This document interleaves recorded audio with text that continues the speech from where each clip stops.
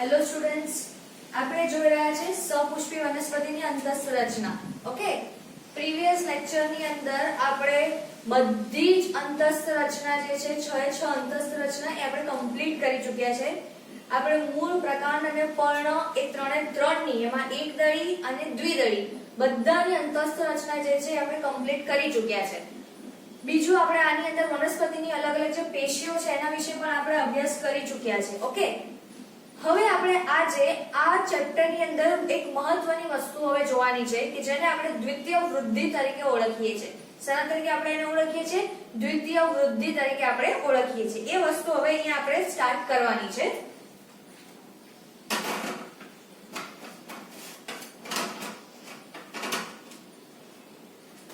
તો આની અંદર સૌથી પહેલા બેટા આપણે એક વસ્તુ ઇમ્પોર્ટન્ટ છે સમજીએ. આપણે જ્યારે સૌથી પહેલો લેક્ચર લીધો આ ચેપ્ટરનો, સૌથી પહેલો first lecture of this chapter, આ ચેપ્ટરનો સૌથી પહેલો લેક્ચર હતો ત્યારે આપણે શું જોયું હતું? વર્ધનશીલ પેશી. વર્ધનશીલ પેશીની અંદર આપણે બે વસ્તુઓ બહુ ઇમ્પોર્ટન્ટલી જોઈ હતી કે જનરલી વર્ધનશીલ પેશી છે એને આપણે પ્રાથમિક વર્ધનશીલ પેશી અથવા તો દ્વિતીયક વર્ધનશીલ પેશી તરીકે કન્સિડર કરીએ છીએ.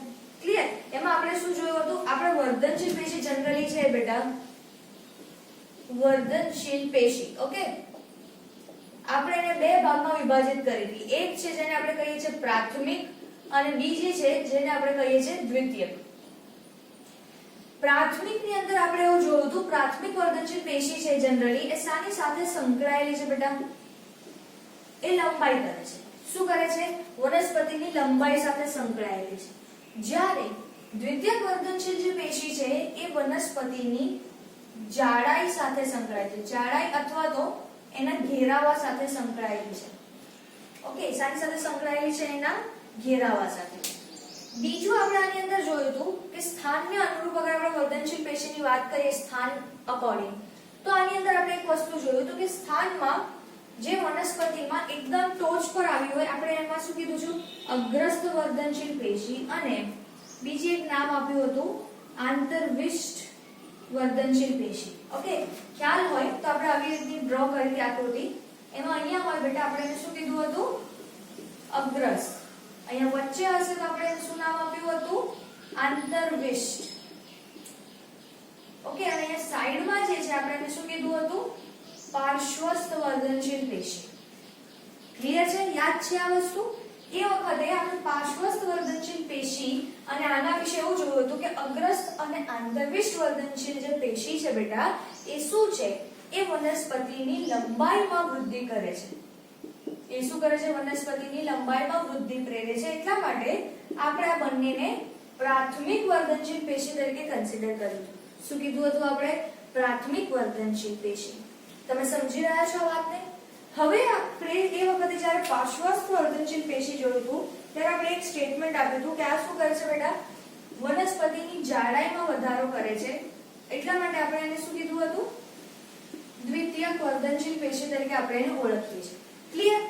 હવે સમજો, જ્યારે આપણે પાર્શ્વસ્થ વર્ધનશીલ પેશીનું ડિસ્ક્રિપ્શન જોયું હતું ત્યારે આપણે એની અંદર એવું લખ્યું હતું કે આના ઉદાહરણ તરીકે આવે છે ત્વક્ષેદા, ઓકે, આંતરકુલીયએદા.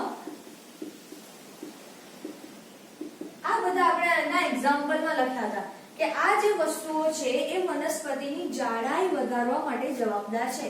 અને તે સમયે મેં તમને કીધું હતું કે આ જે વસ્તુઓ છે એ આપણે આ ચેપ્ટરમાં પાછળ આવે છે ત્યારે આપણે ભણવાના છે. તો હવે ટાઈમ છે કે જ્યારે આપણે આ શબ્દોથી પરિચિત થઈએ અને આ શબ્દો શું કહેવા માંગે છે અને વનસ્પતિમાં કેવી રીતે સંકળાયેલા છે એ આજે આપણે આ લેક્ચરમાં જોવાનું છે. આપણે ખાસ કરીને હવે આજે જે ટોપિક છે આપણો ધેટ ઇઝ આપણે ટોપિકને શું કહીશું બેટા? દ્વિતીય વૃદ્ધિ. સૌથી પહેલો આપણો આજનો ટોપિક છે જેને આપણે કહીએ છીએ દ્વિતીય વૃદ્ધિ.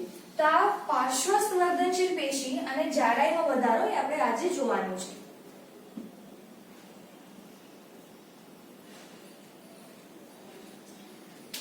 તો સૌથી પહેલા આપણે જોઈ લઈએ દ્વિતીય વૃદ્ધિ. દ્વિતીય વૃદ્ધિ તમે ક્યારે કહેશો? કોઈ વનસ્પતિમાં દ્વિતીય વૃદ્ધિ થઈ રહી છે એવું આપણે ક્યારે કહી શકીએ બેટા? સમજો, કોઈ વનસ્પતિની અંદર કોઈ વનસ્પતિમાં જ્યારે પ્રાથમિક પેશીનું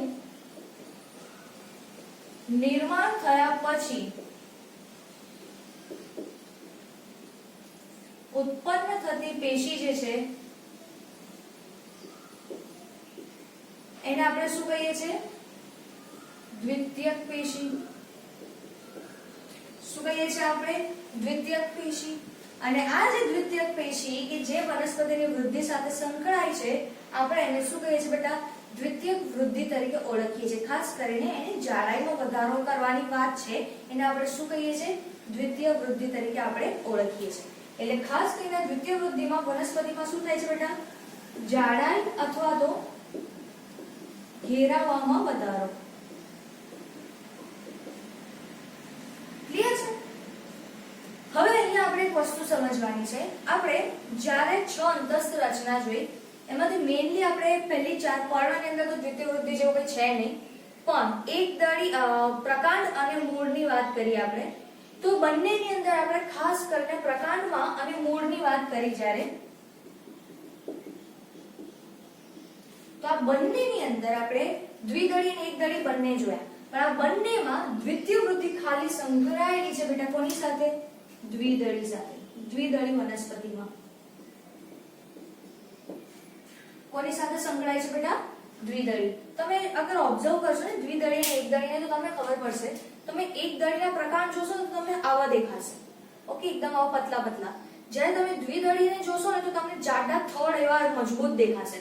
તો તમને જોઈને જ ખબર પડી જશે કે ભાઈ એકદળી છે, એની વૃદ્ધિ એટલી ઊંચી ને બહુ છે નહીં, એને થડ બી આવા છે, તો એને દ્વિતીય વૃદ્ધિને એને ઘેરાવ કરવાની કઈ જરૂર જ નથી. પણ દ્વિદળીય પર તમે વનસ્પતિ જોશો તો તમને ખ્યાલ આવશે કે એની અંદર શું થાય છે બેટા? એમાં જાડા જાડા અને મોટા મોટા મજબૂત એવા થડ આપણને જોવા મળે છે. તો આપણને મેઇનલી જે દ્વિતીય વૃદ્ધિ છે કોનામાં જોવા મળે છે? દ્વિદળી વનસ્પતિમાં. દ્વિદળી વનસ્પતિમાં પણ બેટા મૂળની અંદર આપણે જોયું હતું કે જે દ્વિતીય વૃદ્ધિ થશે એ ક્યાંથી થાય છે? પરિચક્રના કોષોમાંથી. ક્લિયર? અને પ્રકાંડની અંદર તો વાહિપુલની વચ્ચે જ છે બેટા એધાની હાજરી. અને જે જગ્યાએ એધા હાજર હશે એટલે આપણને ખબર જ છે કે એધા હાજર છે એટલે શું કામ કરશે? કોષ વિભાજન.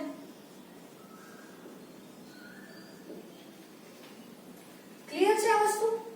તો અહીંયા આપણે બંનેની અંદર મૂળમાં પણ દ્વિતીય વૃદ્ધિ જોવાની છે અને પ્રકાંડમાં પણ દ્વિતીય વૃદ્ધિ જોવાની છે. પણ ફર્સ્ટ ઓફ ઓલ આપણે જોવાની છે પ્રકાંડમાં દ્વિતીય વૃદ્ધિ. સૌથી પહેલા આપણે સામાન્ય દ્વિતીય વૃદ્ધિ જોવાની છે બેટા પ્રકાંડમાં. પ્રકાંડમાં દ્વિતીય વૃદ્ધિ જોઈશું તો એમાં સૌથી પહેલું એક સ્ટેપ છે બેટા. સૌથી પહેલું સ્ટેપ આપણે કહીએ છીએ દ્વિદળી પ્રકાંડમાં દ્વિતીય વૃદ્ધિ. તો એના માટે સૌથી પહેલું સ્ટેપ છે, સૌથી પહેલું સ્ટેપ જેને આપણે કહીએ છીએ વાહી એધાનું નિર્માણ. હવે આ વાહી એધા શું છે એ હમણાં આપણે થોડા ટાઈમમાં હમણાં સમજીએ છીએ. સૌથી પહેલું શું કરવાનું છે બેટા? વાહી એધાનું નિર્માણ. સૌથી પહેલું સ્ટેપ શું છે આપણું? વાહી એધાનું નિર્માણ. એની અંદર પણ સૌથી પહેલા બને છે બેટા એધા વલયનું નિર્માણ. શું બને છે? એધા વલયનું નિર્માણ. સૌથી પહેલા આપણે જોવાનું છે એધા વલય શું છે, એધા વલયનું નિર્માણ કેવી રીતે થાય છે એ સૌથી પહેલા આપણે સમજીશું. અને બીજું આપણે જોવાની છે બેટા એધા વલયની સક્રિયતા और क्रियाशीलता.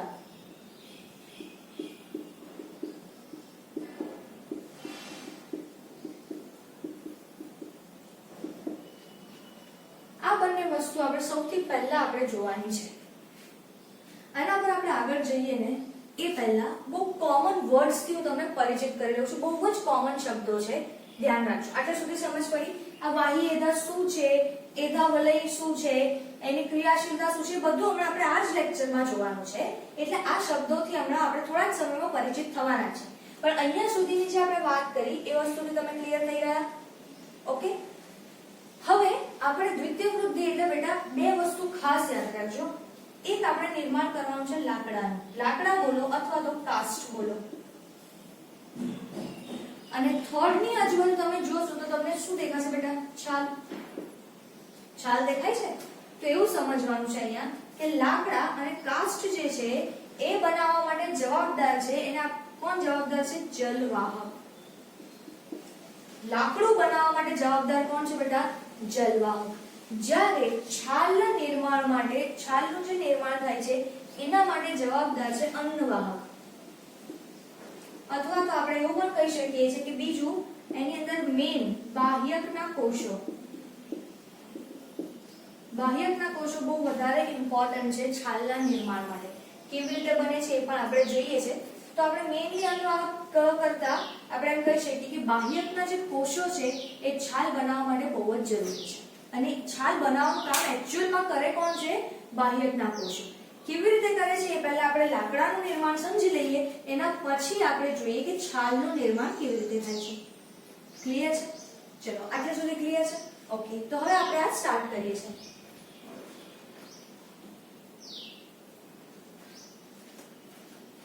ચલો બહુ ધ્યાનપૂર્વક આ વસ્તુ આપણે સમજવાની જરૂર છે. એકવાર તમને કોન્સેપ્ટ ક્લિયર થઈ ગયો આકૃતિ સહિત, તો પછી તમને ટેક્સ્ટબુકમાં કે કશે પણ કોઈ પણ પ્રકારની અડચણ લાગશે નહીં. ઓકે, ચલો સૌથી પહેલા આપણે બાહ્ય એદાનું નિર્માણ જોવાનું છે અને એની અંદર સૌથી પહેલા આપણે જોવાનું છે એદા વલયની રચના. ફર્સ્ટ એદા વલયની રચના. શું જોવાનું છે બેટા? આપણે એદા વલયની રચના. સૌથી પહેલા આપણે આ વસ્તુ જોવાની છે, એદા વલયની રચના શું છે ધ્યાનથી સમજો, કે ધ્યાનથી એકદમ ધ્યાનથી અહીંયા સમજો. આવી રીતે એમ સમજો આપણી એક આકૃતિ છે. ઓકે, એની અંદર મતલબ આપણે કોઈનો છેદ લીધો છે, એની અંદર અગર આપણે જોઈશું તો આવી રીતે એની અંદર વાહિપુલ ગોઠવાયેલા છે. એટલું યાદ રાખજો કે અત્યારે આપણે જે વાત કરી રહ્યા છે એ આપણે પ્રકાંડની વાત કરી રહ્યા છે. ઓકે, અને દ્વિદળી પ્રકાંડની અંદર આપણે જોયું છે કે વલયાકારે ગોઠવાયેલ વાહિપુલો એ દ્વિદળી પ્રકાંડની આગવી લાક્ષણિકતા છે. એટલે અહીંયા આવી રીતના વાહિપુલો શું છે બેટા? ગોઠવાયેલા આપણને જોવા મળે છે. ચલો આ વાહિપુલોમાં ઓલવેઝ યાદ રાખજો, ઓલવેઝ એકદમ ઇમ્પોર્ટન્ટ વસ્તુ છે. આ દરેકની અંદર આપણને ખબર છે આ કેવા છે?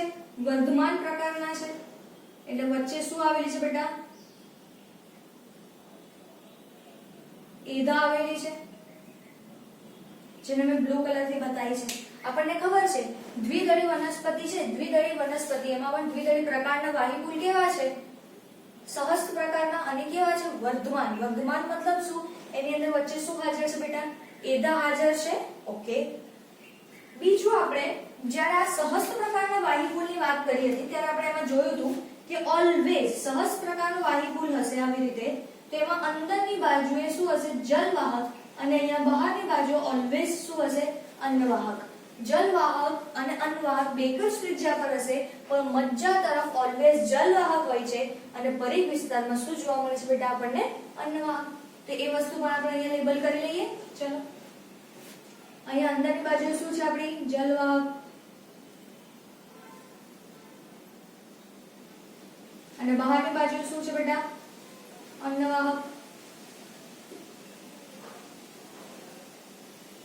ચલો ક્લિયર? આ જ વસ્તુને આપણે થોડુંક બહારથી લેબલિંગ પર આ ચલો આ દેખાય છે અને આ વચ્ચે જે આપણને જોવા મળે છે આ આપણે એને શું કહીએ છીએ બેટા? અંતઃપુલીય એદા. શું કહીશું આપણે એને? અંતઃપુલીય એદા. તો આના માટે અંતઃપુલીય એદા કોને કહીશું સમજો. આપણે જે દ્વિદળી પ્રકારની રચના જોઈ ગયા એમાં આપણે શું જોયું? સૌથી પહેલા જે વાહિપુલોની અંદર અન્નવાહક અને જલવાહકની વચ્ચે એદાની હાજરી છે. ઓકે, એ એદા કે જે વાહિપુલની અંદર આવેલી છે બેટા, એ એદાને આપણે શાના તરીકે ઓળખીએ છીએ? અંતઃપુલીય એદા તરીકે ઓળખીએ છીએ. તો આપણે ટેક્સ્ટબુક પ્રમાણે પહેલા જઈએ. ટેક્સ્ટબુકમાં શું કીધું છે?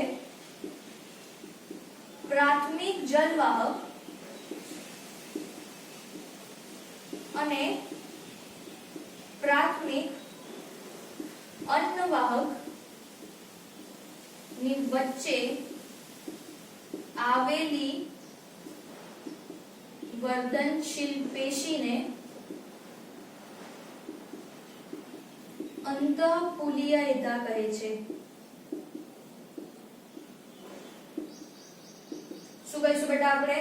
પ્રાથમિક અજલવાહક અને પ્રાથમિક અન્નવાહક જે ઓલરેડી છે, હવે જે નવી બનશે એને આપણે દ્વિતીયક કહીશું, કારણ કે હવે અહીંયા પ્રાથમિક અને દ્વિતીયક વસ્તુ બહુ ઇમ્પોર્ટન્ટ છે. તો આપણી પાસે જે જૂની છે ઓલરેડી, આપણે એને શું કહીશું બેટા?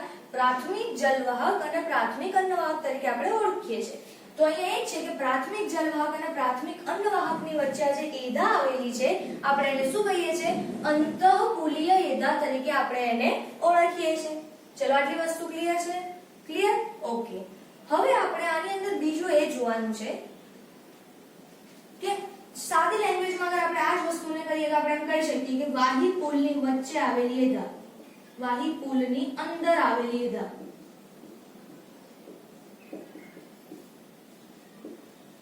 આ તમારા અન્ડરસ્ટેન્ડિંગ માટે છે કે આપણે ટેક્સ્ટ બુકમાં આ વસ્તુ લખી છે અને આ આપણા અન્ડરસ્ટેન્ડિંગ માટે છે. આ તો બની ગઈ. પણ હવે મારે બેટા દ્વિતીય વૃદ્ધિ કરવી છે, મતલબ આ જગ્યાએથી પર્ટિક્યુલર આટલા ભાગમાં નવા કોષો ઉમેરવાનું ચાલુ થશે. તમે સમજો છો? ઓકે. જે જગ્યાએ બ્લુ લાઇનિંગ બતાવી છે ત્યાંથી નવા કોષો ઉમેરવાનું ચાલુ થશે, પણ આ વાહી પુલની વચ્ચેની જગ્યામાં કોઈ પણ પ્રકારની એધા છે નહીં. તો પછી ત્યાંથી એટલે પછી આમાં એવું થશે કે એક આટલી જગ્યામાં વૃદ્ધિ થશે, જાડું થશે, બાકી બધામાં આમ પાતળું થઈ જશે, એવું થશે. એટલે આવી રચના બને. જો ખાલી અહીંયા ખાલી આટલા એરિયામાં જે મેં બ્લુ બતાવ્યું છે ત્યાં જો અગર નવા કોષોનો ઉમેરો થાય તો પછી આની રચના તો કેટલી અજીબ લાગે. આખું આવી રીતનું થઈ જાય. ખ્યાલ આવે છે? જે જગ્યાએ કોષોનો ઉમેરો થયો બહાર આવી જશે, જે જગ્યાએ નથી થયો આખું અંદર બેસી જશે. એવું સારું લાગતું હોય? કોઈ વનસ્પતિ જોઈ છે આવી? ના. તો હવે કે જે જગ્યાઓમાં એધા નથી એ જગ્યાઓમાંથી પણ આપણે દ્વિતીય વૃદ્ધિ કરવાની છે. બિલકુલ કરવાની છે. તો જ આપણે એક સરખું મસ્ત એવું આખું ગોલ થડ આપણને મળશે. સમજો છો?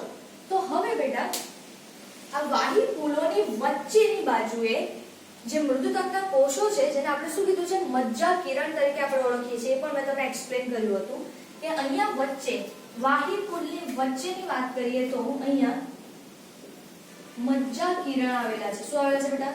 મજ્જા કિરણ ના મૃદુતકના કોષો. ઓકે. એના કોષો સારા છે? મૃદુતકના કોષો છે. મૃદુતકના કોષો અંતઃપૂલીય એધાના સંપર્કમાં આવશે. અંતઃપૂલીય એધાના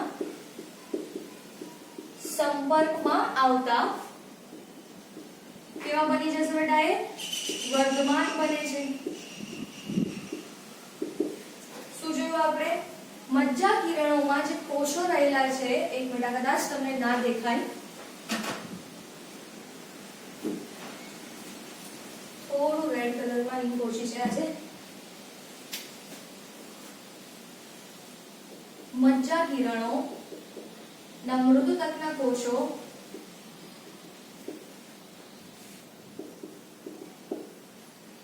અંતઃપૂલીય એધાના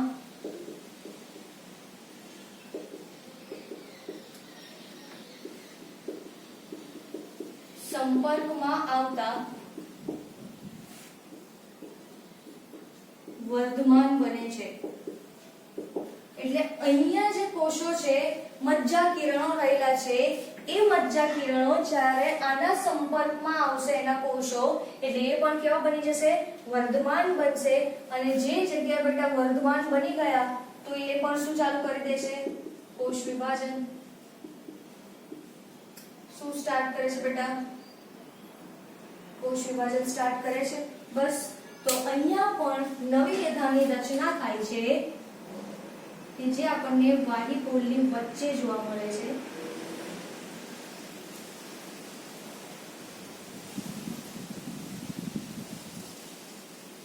ટેક્સ્ટ બુકમાં તમને ભલે એક જ લાઈનથી આપ્યું છે, પણ થોડું ક્લિયર બતાવવા માટે આપણે બે યુઝ કરી છે, ડબલ લાઈન. તો બે વાહી પુલની વચ્ચે અહીંયા આપણને જે એધા જોવા મળે છે બેટા, આપણે એને કહીએ છીએ આંતરપૂલીય એધા તરીકે ઓળખીએ છીએ. શું કહીએ છીએ આપણે એને? આંતરકુલીય એધા તરીકે ઓળખીએ છીએ. ક્યાં જોવા મળી આપણને? બે વાહીપુલની વચ્ચે જોવા મળી છે. સમજ પડે છે? તો આપણે અહીંયા એવું કહી શકીએ કે બે વાહીપુલ વચ્ચે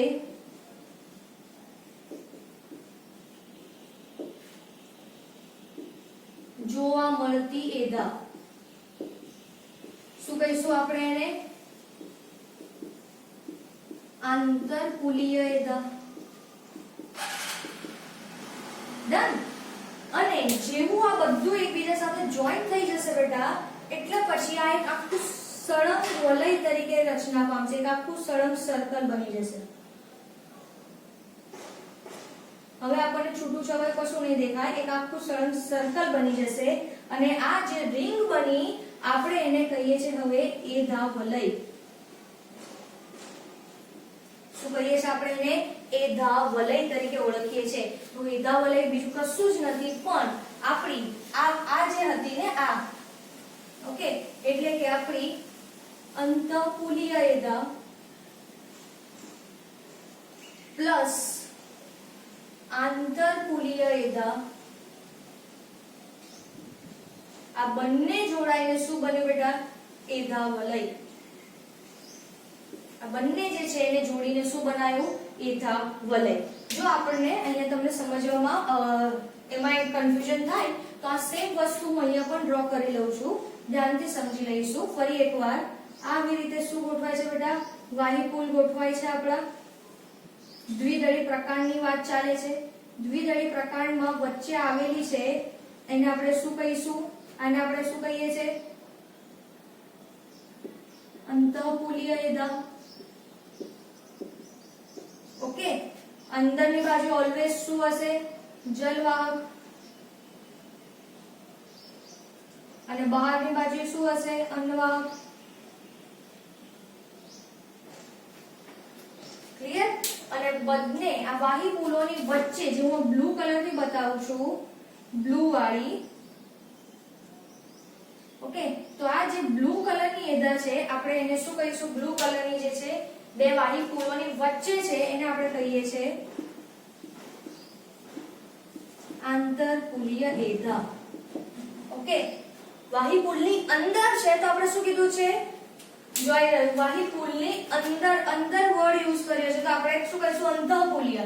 પણ બે વાહીપુલની વચ્ચે જોવા મળશે તો આપણે એને શું કહીએ છીએ? આંતરકુલીય એધા તરીકે ઓળખીએ છીએ. અને આ બધું જ અંતઃકુલીય અને આંતરકુલીય એટલે બે વાહીપુલોની વચ્ચે છે એ અને અંદર છે આંતર બનાવી દેશે તો એ જે વલય બને છે આપણે એને શાના તરીકે ઓળખીએ છીએ બેટા? એધા વલય તરીકે આપણે એને ઓળખીએ છીએ. ચલો આટલું સમજાયું? ઓકે. પ્રાથમિક અન્નવાહક અને પ્રાથમિક જલવાહકની વચ્ચે જે એધા છે આપણે એને અંતઃકુલીય એધા કહીશું. ફાઇન. હવે મજ્જા કિરણો શું કરે છે? અહીંયા વચ્ચે રહેલા હોય છે મજ્જા કિરણો. એ મજ્જા કિરણો છે એના કોષો આ અંતઃકુલીય એધાના સંપર્કમાં જેવા આવશે ને એવા તરત શું બની જશે બેટા? એ વર્ધમાન બની જશે અને કોષ વિભાજન કરવાની ક્ષમતા ધારણ કરશે અને એના કારણે બે વાહીપુલની વચ્ચે પણ હવે નવા કોષોનો ઉમેરો થશે જેને આપણે શું કહીએ છીએ બેટા? આંતરકુલીય એધા કહીએ છીએ. ખ્યાલ આવે છે? અને આ અંતઃકુલીય પ્લસ આંતરકુલીય એધા આખી જોડાઈને એક સળંગ વલયની રચના કરે છે. આપણે શું કહીશું? એક સળંગ વલયની રચના કરે છે જેને આપણે શાના તરીકે ઓળખીએ છીએ? એધા વલય તરીકે આપણે એને ઓળખીએ છીએ. ક્લિયર? તો આપણે વાહી એધાની અંદર જે ફર્સ્ટ જે છે એધા વલયની રચના એ આપણે કમ્પ્લીટ કર્યું. ચલો ક્લિયર છે? તો આ એકવાર નોટ ડાઉન કરી લો. એના પછી આપણે આ એધા વલયની સક્રિયતા પર જઈએ જે બહુ ઇમ્પોર્ટન્ટ વસ્તુ છે. આ તમને બિલકુલ આપણે ટેક્સ્ટ બુકમાં આપ્યું છે ને હવે આ તમને અહીંયા સમજાઈ જશે ને તો આપણે ટેક્સ્ટ બુકની લાઈન પણ વાંચશો ને તો તમે ક્યાંય અટવાઓ નહીં. તમને એકદમ ક્લિયર સમજ પડી જશે. ઓકે. ચલો આ એકવાર નોટ ડાઉન કરી લો.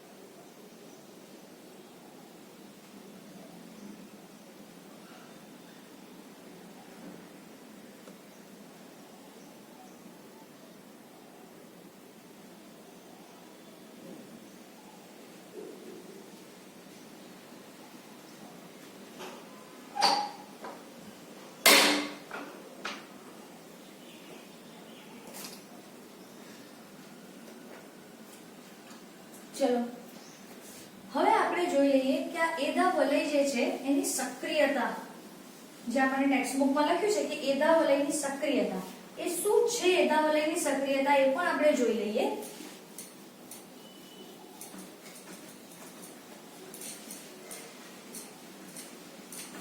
બહુ ઇમ્પોર્ટન્ટ વસ્તુ છે. ઓકે, ધ્યાનથી સમજીએ આપણે. ચલો હવે આપણે બીજું જોવાનું છે, એ છે બી એદા વલયની સક્રિયતા. શું જોવાનું છે આપણે? એદા વલયની સક્રિયતા. હવે ધ્યાનથી સમજો, એકદમ ધ્યાનથી સમજો. આપણે ઘણી બધી આકૃતિઓ આવશે, એને સમજી લેશો ને તો તમને ડિસ્ક્રિપ્શન એકદમ ક્લિયર થઈ જશે. જુઓ, સૌથી પહેલા આપણે આ જ વસ્તુ એક ડ્રો કરી. અહીંયા શું બની ગયું બેટા? આખું આ એદા વલયનું નિર્માણ થઈ ગયું. ઓકે,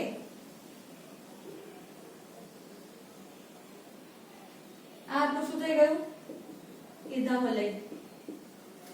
એદા વલયની વાત કરીએ તો એમાં અંદરની બાજુએ શું છે? આપણે જલવાહક. ઓકે, કઈ જલવાહક છે બેટા અત્યારે? પ્રાથમિક જલવાહક.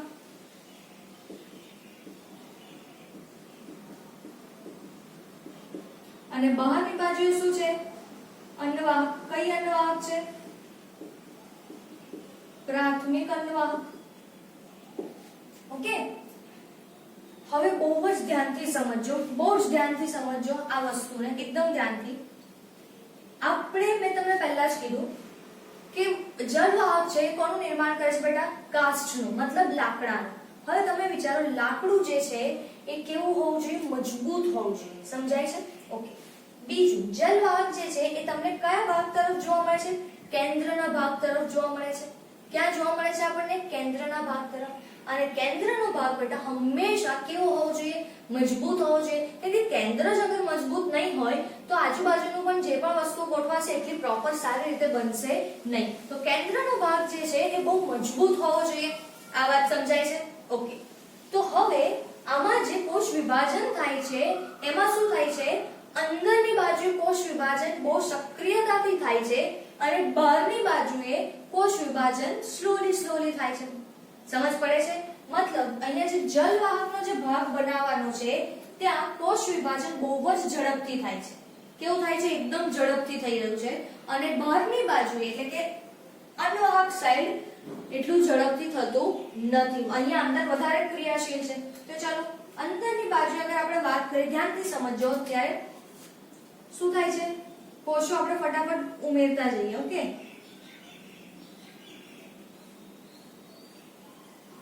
ઓકે. હજી પાછા અંદર આ બીજા નવા ફરી પાછા કોષો બની રહ્યા છે. સમજાય છે? હવે આ કેસમાં ધ્યાનથી સમજો. આ કેસમાં આ જે કોષો બની રહ્યા છે, આ કોષોને આપણે જે નવા બન્યા ને આપણે એને કહીશું દ્વિતીયક જલવાહક. શું કહીશું બેટા આપણે એને? દ્વિતીયક જલવાહક. અને અંદરની બાજુએ જે થોડી એવી દેખાય છે આપણને એને આપણે શું કહીએ છીએ? પ્રાથમિક જલવાહક. શું કહીશું આપણે એને? પ્રાથમિક જલવાહક. સમજ પડે છે? મતલબ અંદરની બાજુએ બહુ ઝડપથી વિભાજન થાય છે અને બહુ જ બધા કોષો બને છે તો આપણે એને શું કહીશું? દ્વિતીયક. અને એની અંદરથી થોડી ગોઠવાશે તો આપણે એને શું કહીશું? પ્રાથમિક જલવાહક. સમજાય છે? ઓકે. અને બહારની બાજુએ આ વિભાજન થોડુંક સ્લો જોવા મળે છે. આ વિભાજન આપણને કેવું જોવા મળે છે? સ્લો વિભાજન છે. એટલે આપણે અહીંયા એમ સમજીએ થોડા ઓછા કોષો બની રહ્યા છે.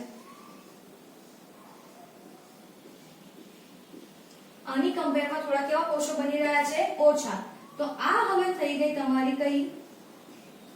દ્વિતીયક અન્નવાહક. અને એકદમ કોર્નર પર આપણને છેડા પર થોડા નાના સ્વરૂપે અગર દેખાઈ જશે તો આપણે એને શું કહી દીધું બેટા? પ્રાથમિક અન્નવાહક. જો આવી રીતની રચના ડેવલપ થવા લાગે છે. વાત સમજાય છે? આ વસ્તુ હજુ પણ ચાલુ રહેશે. હજી પણ આ વિભાજન ચાલુ રહેશે. વધારે કઈ બાજુએ? કેન્દ્રની બાજુએ. તો સમજો કેન્દ્રની બાજુએ હજી વિભાજન ચાલુ રહેશે ને બેટા, એટલે શું થશે? અહીંયા ધ્યાનથી સમજો. સપોઝ આપણું એદા વલય છે. ઓકે, અહીંયા આપણને આ પર્ટિક્યુલર આટલા ભાગમાં ખાલી હું તમને શું બતાવી દઉં છું, અહીંયા પ્રાથમિક જલવાહક અને બાકી આ બધા જ એરિયામાં જે પણ ડેવલપ થાય છે આપણે એને શું કહીશું, દ્વિતીયક જલવાહક. અને એ બધું લેબલ કરું છું. અને આવું થાય છે એટલે બહારની બાજુએ શું થાય છે, આવી રીતે થોડાક અમાઉન્ટમાં આપણને શું જોવા મળે છે, આવી રીતે દ્વિતીયક અંડવાહક. શું જોવા મળે છે બેટા, દ્વિતીયક અંડવાહક. ઓકે, દ્વિતીયક અંડવાહક જો કેવું જોવા મળે છે આપણને, આઈ રહ્યું થોડું આપણે તરંગિત બતાવ્યું છે.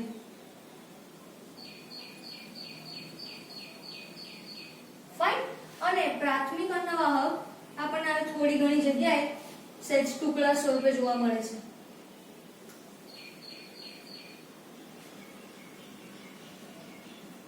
ખ્યાલ આવે છે?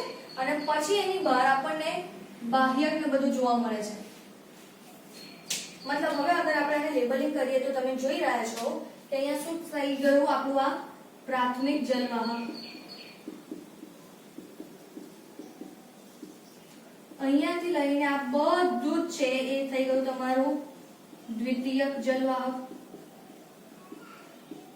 ઓકે, આ જે અંદર છે આપણે એને શું કહીશું, એદા વલય. આ બ્લુ છે આટલો એરિયા, એને આપણે શું કહીશું બેટા, દ્વિતીયક અન્નવાહક. અને નાના નાના ટુકડાઓ છે આપણે એને શું કહીશું, પ્રાથમિક અન્નવાહક. આવું થયું એનું રીઝન શું છે, આ બધું આપણે એમ કહી શકીએ કે બાહ્યક ને એવું બધું છે. અહીંયા આપણને શું જોવા મળશે, બાહ્યક. ઓકે, અંતઃચક્ર, અંતઃસ્તર, પરિચક્ર એ બધું હટાઈ દો. અંતઃસ્તર, પરિચક્ર, અંતઃસ્તર આ બધું કશું જ નહીં, આ બધું જ શું થઈ જશે, કચડાઈ જવાનું છે હમણાં. ચલો તો અહીં છતાંય આપણે લેવલ કરી લઈએ. અંતઃસ્તર, આ આવ્યું પરિચક્ર, પેલું બાહ્યક છે. ઓકે, હજી પણ આની અંદર કન્ટિન્યુઅસ વૃદ્ધિ ચાલુ છે. તો સમજો અંદરની બાજુએ આટલા બધા અમાઉન્ટમાં બહુ સક્રિય રીતે કોષ વિભાજન થાય છે બેટા. તો એના લીધે શું થશે, બહારની બાજુએ શું થશે, ધક્કો વાગશે. તમે સમજી રહ્યા છો? મતલબ એક નાનો ક્લાસ છે એની અંદર તમે જબરજસ્તી, અને એકદમ દીવાલ વાળો નથી એમ સમજો, એક સમજો એક ગુબ્બારો છે એની અંદર તમે લખોટી ઉમેરતા જાઓ ઉમેરતા જાઓ ઉમેરતા જાઓ ઉમેરતા જાઓ. તો એક ટાઈમ એવો આવે છે કે ગુબ્બારાની બહારની સપાટી પર શું થઈ રહ્યું છે, એટલું બધું દબાણ લાગે છે. તો આપણે જો એક સપાટી પર બહાર કશું અગર મૂક્યું હશે તો એ શું થઈ જશે બેટા, કચડાઈ જશે. શું થઈ જશે, કચડાઈ જાય છે. એ જ વસ્તુ એમ સમજો એક ક્લાસ છે, ક્લાસની અંદર તમે બહુ જ બધા સ્ટુડન્ટ્સ એડ કરતા જાઓ. ઓકે, બહુ જ બધા સ્ટુડન્ટ્સ તમે એડ કરો છો. તો જે કિનારી પર જે સ્ટુડન્ટ હશે એ કેવા થઈ જશે, દબાવવા લાગશે. શું થઈ જશે, દબાઈ જશે. બસ એ જ વસ્તુ અહીંયા થાય છે. અંદરની બાજુએથી એટલા બધા ધક્કામાં જલવાહક પેશી બની રહી છે, એટલા ફોર્સમાં દ્વિતીયક જલવાહક કે શું થાય છે, બહારની બાજુ એટલે એદા વલયની બહારની બાજુ જે આપણી અંડવાહક પેશી છે એને કચડી નાખે છે.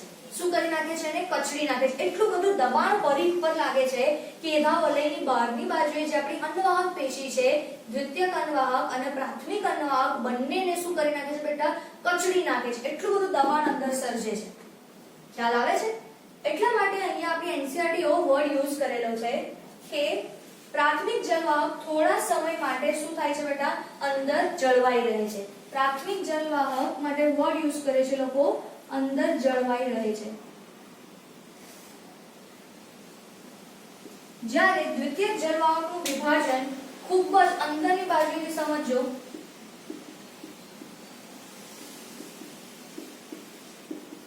વધુ સક્રિય કોષો ઉમેરે છે, સક્રિય રીતે કોષો ઉમેરે છે. ઓકે, એટલે અંદરનો જે વિસ્તાર છે બેટા એ કેવો થઈ જશે, મજબૂત. અને એના લીધે આપણે પ્રાથમિક અને જે દ્વિતીય અંડવાહક પેશી છે, પ્રાથમિક અને દ્વિતીય અંડવાહક આ બંને શું થાય છે, કચડાઈ જાય છે. શું થઈ જશે, આ બંને પેશી શું થઈ જાય છે બેટા, કચડાઈ જાય છે. અને અંદરનો આ જે વિસ્તાર છે આપણો આ એ હજી જુઓ તમે જોઈ રહ્યા છો કેટલો મોટો બની રહ્યો છે અને બહારની વસ્તુઓ શું થાય છે, કચડાઈ જાય છે. એટલે આ એવું છે જલવાહકનું. આમ સમજો દ્વિતીય જલવાહક છે ને એ પાગલ હાથીની જેમ આગળ વધે છે. વધતી જ જાય છે, વધતું જ જાય છે, વધતું જ જાય છે, અને બહાર જેટલું પણ એના રસ્તામાં આવશે ને એ બધાને તોડીને આગળ વધ્યા કરશે. એટલે બહારની બાજુએ અહીંયા જેટલી પણ વસ્તુ રહી છે એ પછી આપણું પરિચક્ર હોય, અંતઃસ્તર કે બાહ્ય પર બધું જ શું થઈ જશે બેટા? કચડાઈ જશે. આ દ્વિતીયક જલવાહક જે છે એ બહારના બધા જ સ્તરોનો શું કરે છે? નાશ કરે છે. સમજ પડે છે? તો આ વસ્તુ આવી રીતે સમજવાની છે. આપણે આપણી એકવાર ટેક્સ્ટ બુક પણ લઈએ અને સાથે સાથે આપણે એને રીડ કરીને પર્ટિક્યુલર વાક્યો શું કહેવા માંગે છે એ પણ આપણે સમજી લઈએ અને પછી તમે આ વસ્તુ જે છે એને નોટ ડાઉન કરી લેજો.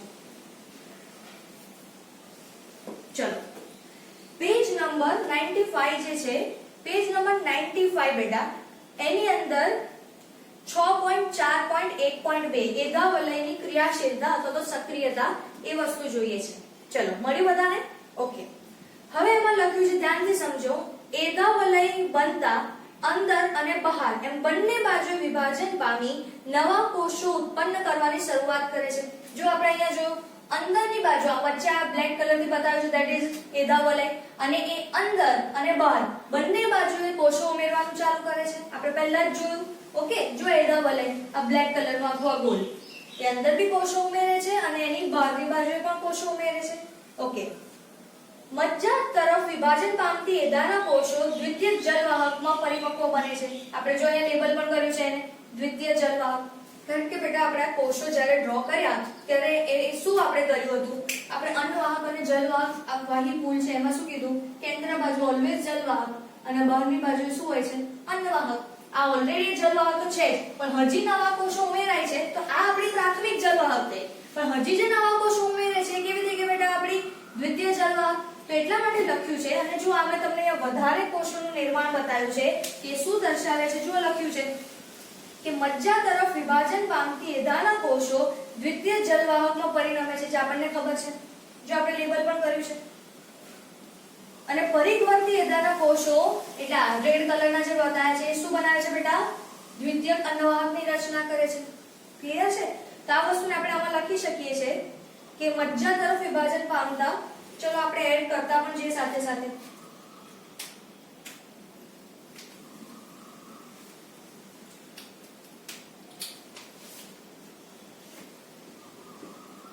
મજ્જા તરફ વિભાજન પામતા કોષો કોનું નિર્માણ કરે છે? દ્વિતીય જલવાહક. અને પરિઘવર્તી એધાના કોષો વિભાજન પામીને શું બનાવે છે? દ્વિતીયક અન્નવાહક. ક્લિયર?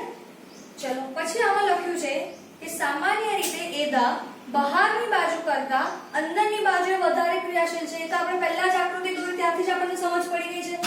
જો અહીંયા એધા જે છે એ ઓબ્વિયસલી મેં અહીંયા વધારે કોષો બનાવ્યા છે અને અહીંયા ઓછા કોષો છે, એટલે અહીંયા આપણને સમજ પડી જાય છે. શું લખ્યું છે કે એધા બહાર કરતા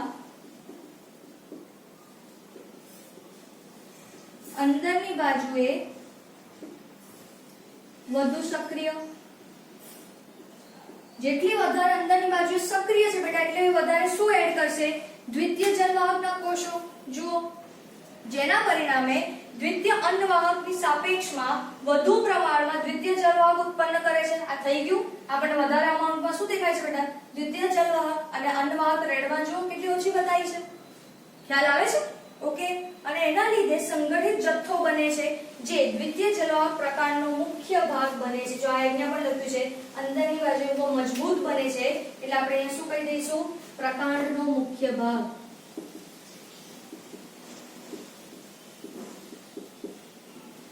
ક્લિયર? કોણ? દ્વિતીય જલવાહક. જો એની જાડાઈ કેટલી બધી એને વધારી દીધી છે. પછી આગળ લખ્યું છે દ્વિતીય જલવાહકના સતત નિર્માણને કારણે દબાણ સર્જાય છે અને દબાણના કારણે પ્રાથમિક અને દ્વિતીય અન્નવાહક શું થાય છે બેટા? કચડાઈ જાય છે. જે મેં તમને એક્ઝામ્પલ આપ્યું કે એક રૂમમાં તમે બહુ જ બધા વધારે સ્ટુડન્ટ્સ એડ કરતા જાઓ તો જે બહાર પરિઘ તરફ ઊભા છે મતલબ એ લોકો શું થશે? દબાતા જશે. અહીંયા દબાણ સર્જાય છે એટલે બ્લુમાં જો મેં બતાવ્યું છે કે દ્વિતીય અને પ્રાથમિક અન્નવાહક એકદમ જ કચડાય છે. એકલું અન્નવાહક ને બેટા આપણા પરિચક્ર અંતસ્તર બધું જ કચડાઈ જાય છે. ઓકે. પ્રાથમિક જળવાહક લાંબા સમય સુધી અંદરની બાજુએ શું રહે છે, અંક બંધ રહે છે અથવા તો જળવાઈ રહે છે. જો એ પણ આપણે લખ્યું છે, અંદરની બાજુ જળવાઈ રહે છે. એધા કેટલીક જગ્યાએ દ્વિતીય જળવાહક અને દ્વિતીય અન્નવાહકમાંથી પસાર થતી અરીય દિશામાં લંબાયેલી મૃદુતક કોષોની સાંકડી પટ્ટીઓ સર્જે છે. એટલે કોઈક જગ્યાએ આપણને આની અંદર આવી પટ્ટીઓની રચના દેખાય છે. આ પટ્ટીઓ જે છે આપણે એને શું કહીએ છીએ, મજ્જા કિરણ. શું કહીશું આપણે એને, મજ્જા કિરણ. પણ કેવા, દ્વિતીય. બરાબર છે. તો આ વસ્તુ આપણે શું જોયું, દ્વિતીયક મજ્જા કિરણો આપણે અહીંયા જોયા. ઓકે, તો આ આપણે અહીંયા શું વાત કરી, કોની વાત કરી બેટા, આપણે એધા વલયની સક્રિયતા અથવા તો આપણે એધા વલયની ક્રિયાશીલતા પણ આપણે એને બોલી શકીએ છીએ. અને આ એધા વલયની બહારની બાજુ જેટલું પણ હશે એને આપણો જે દ્વિતીય જળવાહક છે એને શું કરી નાખે છે બેટા, કચડી નાખે છે. ખ્યાલ આવ્યો કે બાહ્ય એધાનું નિર્માણ કેવી રીતે થયું. પહેલા તો એધા વલય બન્યું અને પછી એ એધા વલય કેવી રીતે કામ કરે છે અન્નવાહક અને જલવાહક માટે એ ક્લિયર થઈ ગયું આપણને. પાક્કું? તો આ એકવાર નોટ ડાઉન કરી લો અને આપણે ટેક્સ્ટ બુક પણ સાથે સાથે એક પેરેગ્રાફ રીડ કરી લીધો અને આકૃતિ પણ દોરી. તો હવે આપણને ટેક્સ્ટ બુકની કોઈ પણ લાઈન નહીં સમજાય એવું બનશે નહીં. તો આ એકવાર નોટ ડાઉન કરી લો.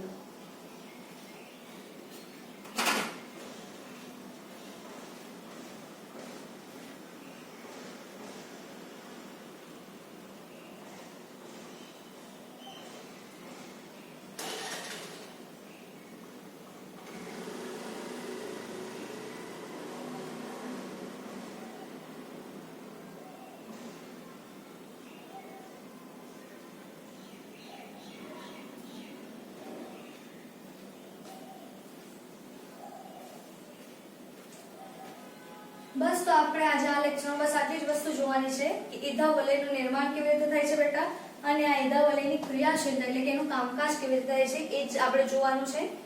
બીજી વસ્તુ, હવે આપણને ઘણી વાર એવું થાય છે કે અમુક ટાઈમે આપણને કામ કરવાની ઈચ્છા વધારે થાય છે, અમુક ટાઈમે મૂડ નથી, ઓછું કામ કરું છું એવું પણ થાય છે.